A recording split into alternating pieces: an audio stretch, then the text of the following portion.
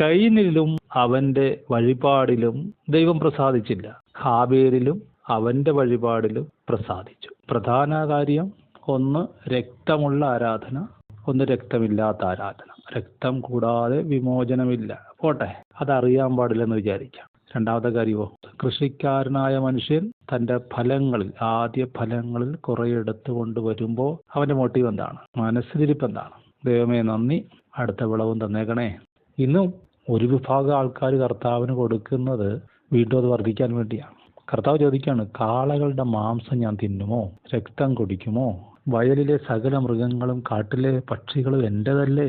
നിങ്ങൾ ഈ കൊണ്ടുവരുന്ന ഫലവർഗ്ഗങ്ങളൊക്കെ ആര് തന്നതാണ്? അപ്പോൾ ആളും തെറ്റി, ആരാധനയും തെറ്റി.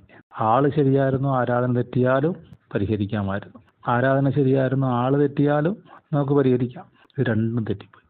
ദൈവത്തെ കാര്യസാധ്യത്തിന് വേണ്ടി കാണുക, ദുരുപയോഗിക്കുക, ദൈവത്തെ ചൂഷണം ചെയ്യുന്ന മനോഭാവം.